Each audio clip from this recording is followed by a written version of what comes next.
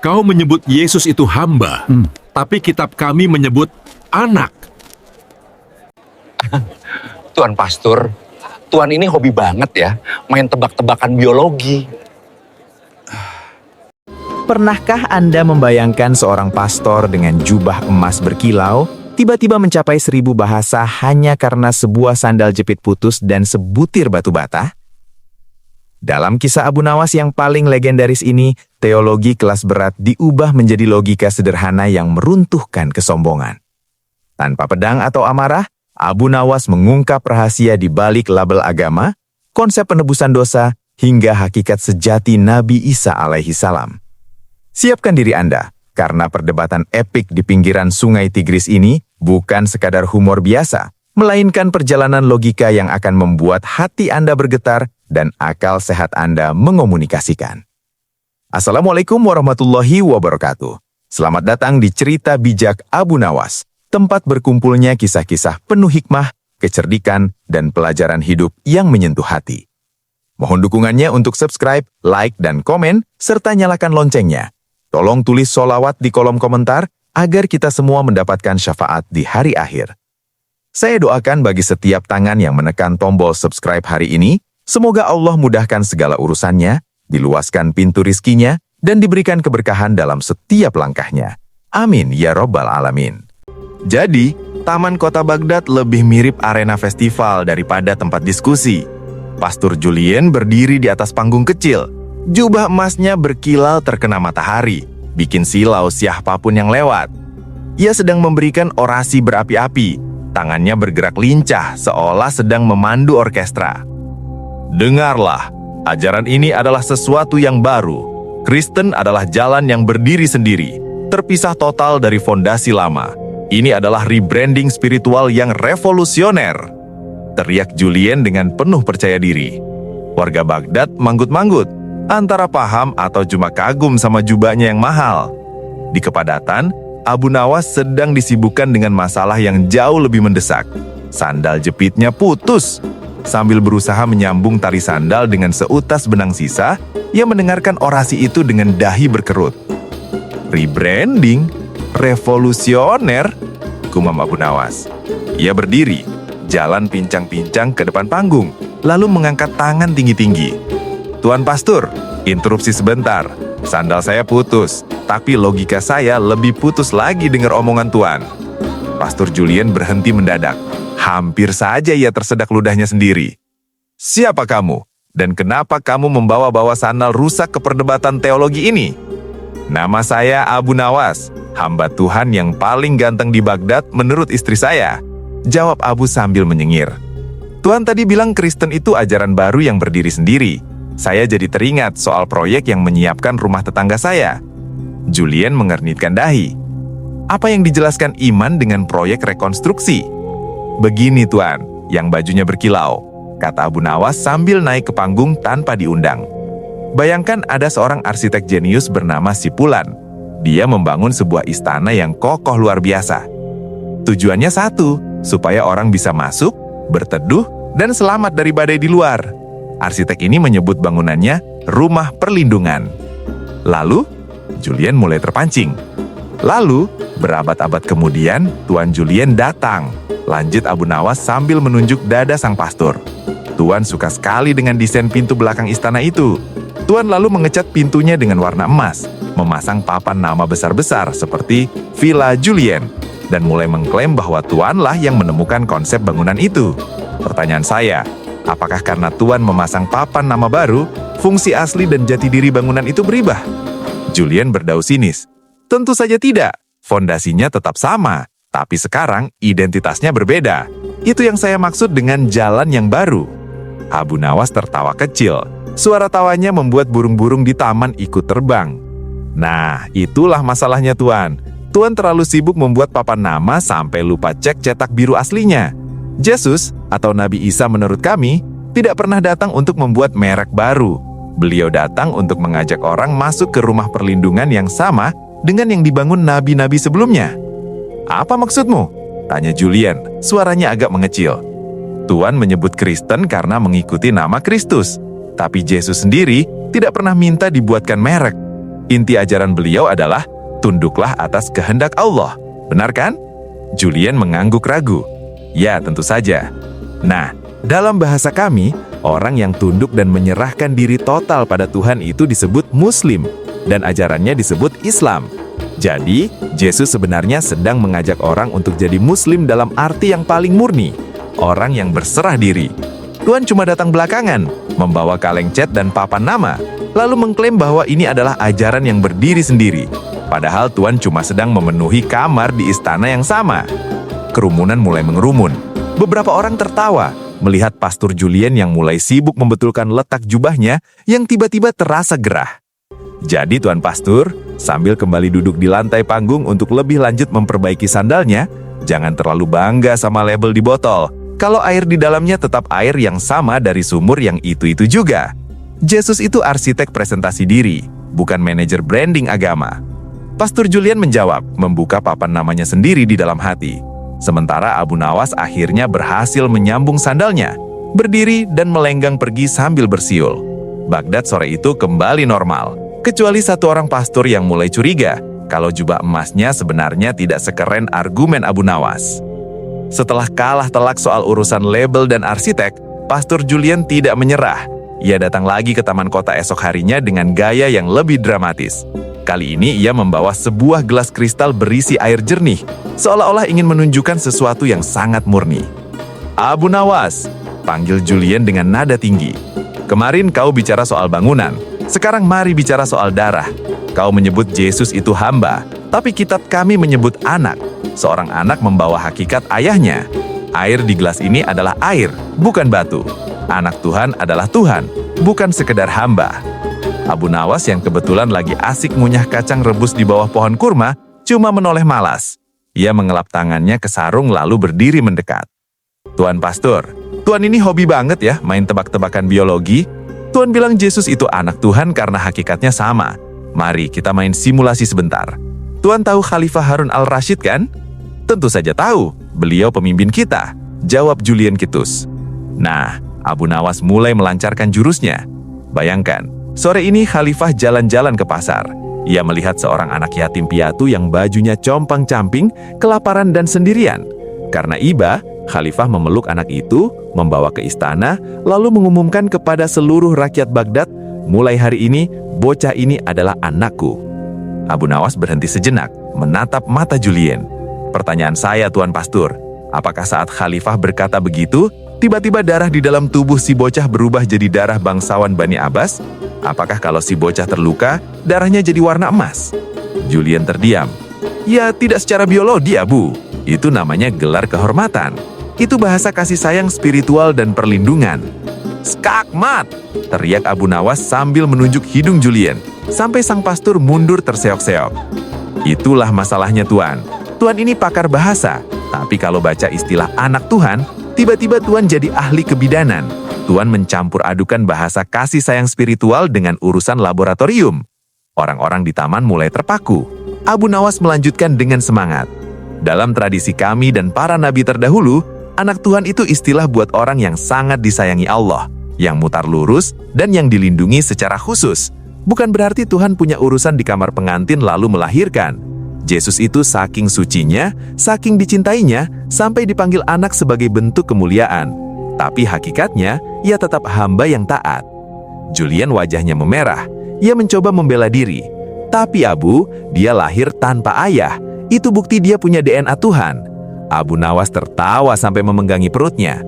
Waduh, kalau logikanya karena lahir tanpa ayah terus jadi Tuhan, berarti Tuhan punya masalah besar dengan Nabi Adam.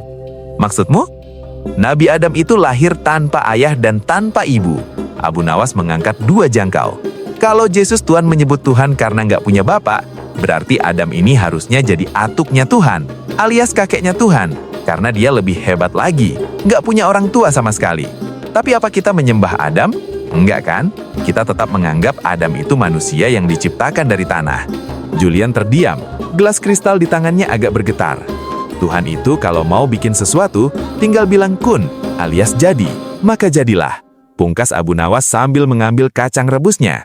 Nggak perlu pakai proses biologi yang ribet. Yesus itu mukjizat, Adam itu super mukjizat, tapi keduanya tetaplah hamba. Jadi Tuan Pastur, jangan terlalu bangga sama label di botol kalau air di dalamnya tetap air yang sama dari sumur yang itu-itu juga. Yesus itu arsitek presentasi diri, bukan manajer branding agama. Julian menjawab, membuka papan namanya sendiri di dalam hati. Sementara Abu Nawas akhirnya berhasil menyambung sandalnya, berdiri dan melenggang pergi sambil bersiul. Baghdad sore itu kembali normal, kecuali satu orang pastor yang mulai curiga kalau jubah emasnya sebenarnya tidak sekeren argumen Abu Nawas. Baghdad sedang panas-panasnya, tapi taman kota tetap penuh sesak. Kabar bahwa Abu Nawas sukses menyekolahkan Pastor Julian soal istilah biologi kemarin sudah menyebar sampai ke telinga tukang sampah. Pastor Julian tidak mau menyerah. Kali ini ia berdiri dengan pose yang sangat melankolis. Matanya berkaca-kaca seolah sedang memikul beban seluruh dunia di pundaknya. Di tangannya ada sebuah salib perak yang besar. "Abu Nawas!" teriak Julian, suaranya bergetar penuh perasaan. "Kau mungkin bisa bicara soal arsitektur dan status anak, tapi bagaimana dengan dosa waris? Manusia itu kotor sejak lahir karena kesalahan Adam. Tuhan itu maha adil, dosa harus dihukum, tapi Tuhan juga maha kasih, maka ia menyiksa dirinya sendiri di tiang salib melalui sang anak untuk membayar utang kita. Jika tidak ada darah yang tumpah, nota dosa kita tidak akan pernah dicap lunas." Warga Baghdad setuju. Beberapa orang mulai merasa ngeri membayangkan utang darah itu. Abu Nawas yang dari tadi lagi sibuk membantuin seorang kuli pasar membetulkan tali keranjangnya, tiba-tiba berdiri. "Tuan Pastur," panggil Abu Nawas sambil memegang sebuah batu bata sisa konstruksi taman. "Tuan ini senang sekali ya sama konsep utang piutang. Mari kita memanggil teman saya, Muklis si kuli pasar ini sebagai saksi." Muklis yang badannya kekar tapi wajahnya polos cuma melongo. "Begini Tuan Julian," lanjut Abu Nawas. "Bayangkan Muklis ini lagi lapar berat. Dia nekat mencuri 10 biji batu bata dari gudang istana untuk dijual supaya bisa beli nasi kebuli. Dia ketahuan lalu ditangkap. Secara hukum siapa yang harus dihukum? Ya si Muklis, dia yang mencuri." Jawab Julian tegas. "Pintar," puji Abu Nawas. "Tapi sekarang bayangkan hakimnya punya logika seperti Tuan. Hakim itu berkata, 'Muklis, aku kasihan padamu. Tapi aturan tetap aturan. Harus ada yang babak belur karena batu bata ini. Sini, biar kepalaku sendiri yang kupukul pakai batu bata ini sampai berdarah-darah supaya kamu bebas dan dosa mencurimu lunas.'" Abu Nawas melempar batu bata itu ke tanah dengan bunyi gedebuk yang mantap. "Lagi pula Tuan Julian, konsep dosa waris itu aneh banget di telinga saya. Masa kakek saya yang makan duren tanpa bayar, terus saya yang disuruh masuk penjara? Di tempat kami bayi lahir itu bersih, seputih kertas baru. Gak ada cerita bayi lahir sudah bawa nota cicilan dosa dari zaman purba. Dosa itu kayak bau badan Tuan. Masing-masing orang punya baunya sendiri. Gak bisa Tuan yang bukan mandi, tapi saya yang disuruh pakai sabun." Julian ternganga. Logika bau badan dan hakim stres benar-benar meruntuhkan kewibawaan pidatonya. Jadi, tutup Abu Nawas sambil menampar bahu Muklis. "Jangan berteman jalan Tuhan buat kasih ampunan. Kalau Tuhan mau maafin, ya maafin aja." Abu Nawas pun melenggang pergi mengajak Muklis makan sate, meninggalkan Pastor Julian yang masih mematung sambil memegang salibnya, mulai merasa bahwa teori utang darahnya mengungkap seperti kebijakan bank yang sangat kejam. Sore itu, Taman Baghdad mulai agak adem, tapi tensi antara Abu Nawas dan Pastor Julian malah bikin panas. Sang pastor berdiri tegak sambil memeluk kitab bersampul peraknya dengan sangat protektif. "Abu Nawas," panggil Julian dengan nada menantang. "Kau boleh bicara soal logika, tapi kau tidak bisa mendebat sejarah. Kitab kami ini sudah diterjemahkan oleh ribuan rahib dan ahli bahasa selama ratusan tahun. Bagaimana mungkin kau bilang ajaran kami bergeser? Apakah kau ingin menuduh ribuan orang suci itu berbohong secara berjam-jam?" Abu Nawas yang lagi asik memperhatikan seorang juru tulis istana yang sedang mengumumkan pengumuman, cuma senyum simpul. Ia bangkit, lalu memanggil 5 orang pemuda yang lagi nongkrong di dekat kolam. "Tuan Pastur, mari kita main game sebentar," ujar Abu Nawas jenaka. "Saya akan bisikkan satu kalimat ke pemuda pertama, lalu dia harus bisikkan ke pemuda kedua, sampai ke pemuda kelima. Kita lihat hasilnya." Abu Nawas membisikkan kalimat, "Besok pagi Raja mau makan ikan bakar pedas pakai jeruk nipis." Pemuda pertama membisikkan ke pemuda kedua, Pemuda kedua, yang agak budek, membisikkan ke pemuda ketiga. Besok raja mau bakar ikan besar di atas keris. Pemuda ketiga yang hobi mistis membisikkan ke pemuda keempat. Besok ada naga besar bawa keris. Sampai di pemuda kelima, kalimatnya berubah total jadi, besok pagi kita harus perang lawan naga pakai keris. Seluruh taman tertawa, Pastor Julian cuma melongo. Nah, Tuan Pastor, kata Abu Nawas sambil menampar bahu pemuda kelima. Itu baru 5 orang dan hanya butuh waktu 2 menit. Sekarang bayangkan, sebuah surat penting dari sang raja di raja, Tuhan, yang dikirim ke rakyat di provinsi yang sangat jauh. Surat itu aslinya ditulis dalam bahasa Aramaik, bahasa Nabi Isa, lanjut Abu Nawas. Lalu orang-orang yang belum pernah ketemu sang Nabi mulai menerjemahkannya ke bahasa Yunani. Karena mereka nggak paham budaya aslinya, mereka kasih catatan kaki menurut pendapat mereka sendiri. Oh, maksud Nabi mungkin begini, atau bagian ini kayaknya lebih keren kalau ditambahin filsafat Romawi sedikit. Julian mulai berkeringat dingin. Ia mencoba menyelah, tapi rahib kami sangat teliti. Teliti sih teliti, Tuan. Tapi manusia itu kreatifnya kebangetan kalau sudah pegang pena, sahut Abu Nawas sambil tertawa. Setelah ratusan tahun dan pindah-pindah bahasa dari Yunani ke Latin, lalu ke bahasa Tuan, surat itu sudah penuh dengan coretan interpretasi. Yang tadinya hanya perintah, sembahlah Tuhan yang esa, karena kebanyakan catatan kaki, pelan-pelan berubah jadi sembahlah Tuhan yang punya anak. Abu Nawas mengambil sebuah apel dari keranjangnya. Tuan Pastor, kalau Tuan punya air murni di dalam botol, tapi setiap orang yang lewat boleh masukin sesendok sirup atau sedikit cuka ke dalamnya, apa Tuan masih berani mengatakan itu air murni hanya karena botolnya tetap sama? Itulah maksud Al-Quran, kata Abu Nawas, suaranya kini lebih tenang namun berwibawa. Ia datang bukan untuk membuat surat baru, tapi sebagai surat asli yang turun langsung untuk mencatat semua catatan kaki manusia yang sudah bikin kacau. Ia turun dalam bahasa aslinya, dihafal luar kepala oleh jutaan orang tanpa berubah satu huruf pun. Ia datang buat berkata, "Woi, raja itu hanya minta ikan bakar, bukan suruh perang lawan naga." Julian membalikannya, menatap kitab peraknya. Ia sadar bahwa bahasa manusia itu rapuh, dan seringkali kesucian sebuah pesan hilang bukan karena niat jahat, tapi karena ego manusia yang baru merasa perlu mempercantik kata-kata Tuhan. Jadi Tuan, tutup Abu Nawas sambil menggigit apelnya dengan suara kriuk yang renyah. Jangan terlalu percaya sama terjemahan kalau Tuan belum cek naskah aslinya. Takutnya Tuan sudah terlanjur bawa keris buat lawan naga, padahal Tuhan cuma lagi lapar.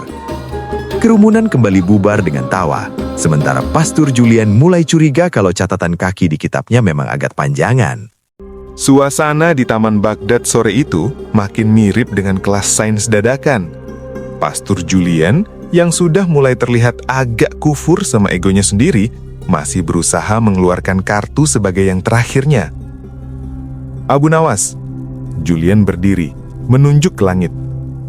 Kau bicara soal pelayan, tapi bagaimana dengan kesatuan? Kami percaya Tuhan itu Esa, tapi bermanifestasi dalam 3 pribadi, Bapa, Anak, dan Roh Kudus. Mereka satu hakikat, seperti matahari dengan sinar dan panasnya. Kau tidak bisa memisahkan ketiganya. Abu Nawas tidak langsung mendebat. Ia malah jalan ke arah tukang lihat di sudut taman, lalu meminjam 3 buah cermin kecil yang bentuknya berbeda-beda. 1 bulat, 1 kotak, 1 lagi retak 1000. Ia meletakkan cermin-cermin itu di atas meja kayu yang kebetulan terkena sisa sinar matahari. Tuan Pastor, lihat ke dinding di sana, ujar Abu Nawas sambil menunjuk pantulan cahaya yang muncul dari ketiga cermin itu. Ada 3 titik cahaya kan? Satunya bulat sempurna, 1 kotak, dan satunya lagi pecah-pecah berantakan karena cerminnya rusak. Julian mengangguk. Ya, lalu? Pertanyaan saya, apakah di atas langit sekarang ada 3 matahari? 1 matahari bulat, 1 matahari kotak, dan 1 matahari pecah-pecah? Tentu saja tidak. Julian terbenam. Mataharinya tetap 1. Cerminnya saja yang memanturkan dengan cara berbeda. Abu Nawas langsung menjentikkan jarinya. Nah, itulah jebakan pikiran Tuan. Tuan melihat pantulan di atas cermin. Lalu Tuan pikir pantulan itu adalah sang matahari. Tuan menyembah pantulannya. Tuan menganggap bayangan di dinding itu sebagai pencipta alam semesta. Padahal, jika saya tutup matahari di langit, semua pantulan di cermin Tuan, si Anak, si Roh Kudus, langsung hilang tak berbekas. Kerumunan mulai mengotori, "Oh, panjang." Abu Nawas melanjutkan dengan gaya santai, seolah lagi ngajarin anak kecil kelereng utama. Yesus itu cermin yang sangat jernih, Tuan. Saking jernihnya, dia memantulkan sifat-sifat Tuhan dengan sangat indah. Tapi jangan sekali-kali Tuan sujud ke cerminnya. Kalau Tuan sujud ke cermin, Tuan hanya dapat bayangan. Sembahlah sumber cahayanya, bukan kaca yang memantulkannya. Julian menunduk. Wajahnya yang tadi tegang mulai luntur. Tapi dia masih punya satu pertanyaan terakhir. Kalau begitu, jika ajaran Yesus sudah membawa cahaya yang begitu jernih, buat apa lagi ada Muhammad? Bukankah air yang jernih tetaplah jernih? Abu Nawas tersenyum. Kali ini senyumnya teduh. Ia mengambil beberapa sisa kayu dan mulai menumpuknya menyerupai bangunan kecil di atas meja.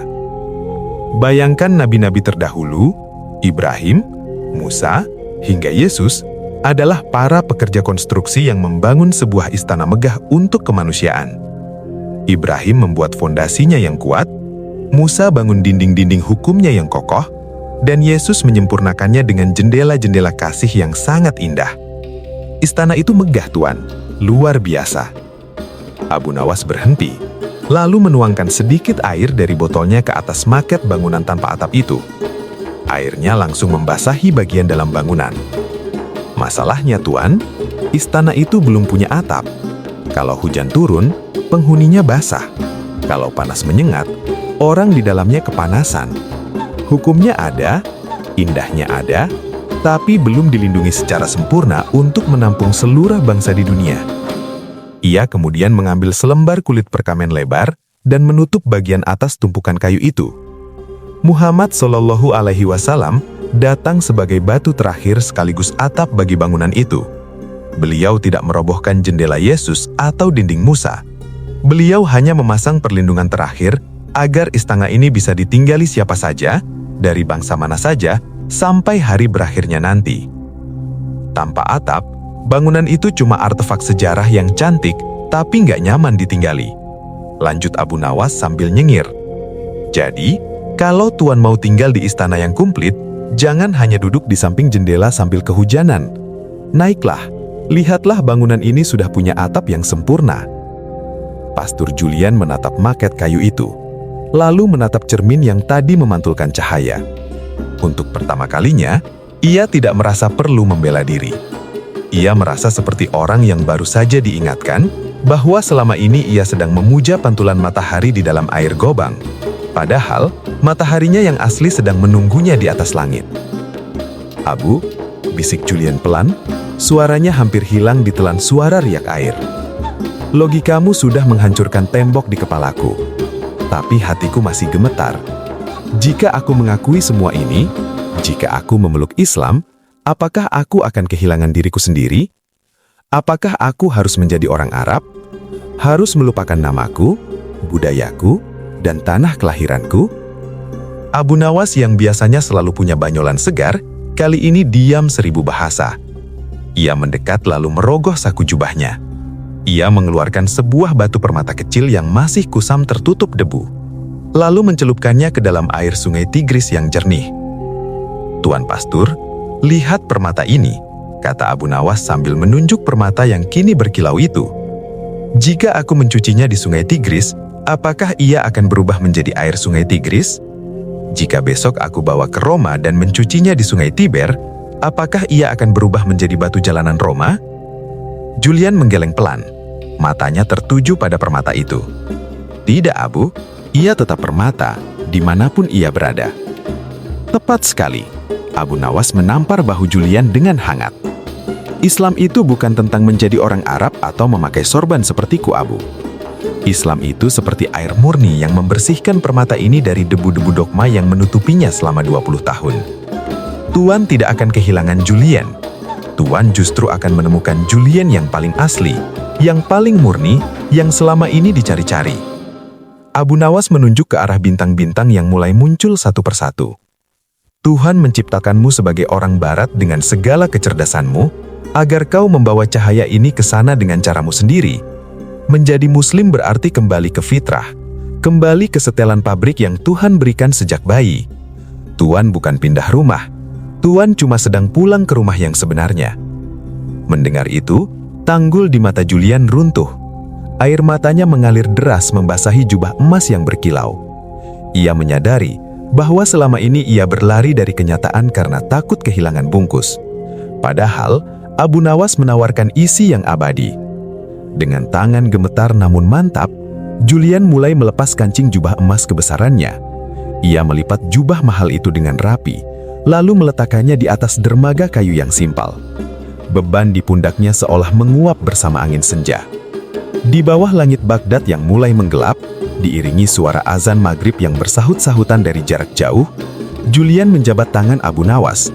Dengan suara yang jernih dan tegas, ia menyampaikan kalimat yang menyatukan seluruh pencarian intelektual dan spiritualnya. Asyhadu alla ilaha illallah wa asyhadu anna Muhammadar Rasulullah. Abu Nawas memeluk mantan pastor itu dengan erat. Selamat datang di rumah saudaraku. Sekarang, ayo kita makan. Sejak tadi siang saya sudah membayangkan aroma sate kambing Pak Ahmad yang harumnya sampai ke surga. Keduanya berjalan menjauh dari sungai, meninggalkan jubah emas yang kini hanya menjadi seompok kain mati. Ternyata, kecerdasan Abu Nawas memang mampu meruntuhkan tembok dogma yang paling kokoh, bukan dengan pedang, melainkan dengan kejernihan logika yang memerdekakan jiwa. Kisah Abu Nawas dan Pastor Julian mengajarkan kita bahwa kebenaran sejati tidak membutuhkan paksaan, melainkan kejernihan logika dan kerendahan hati. Seringkali kita terjebak pada label dan bungkus luar, baik itu status, gelar, atau fanatisme buta, hingga melupakan hakikat spiritual yang murni. Kecerdasan bukan untuk menyatukan, melainkan untuk merangkul dan membimbing kembali jiwa ke fitrahnya. Menjadi benar bukan berarti menjadi sombong, melainkan menjadi atap yang melindungi dan air yang menyucikan. Pada akhirnya, agama adalah jalan pulang menuju penyerahan diri secara total kepada Sang Pencipta, dimanapun bumi dipijak.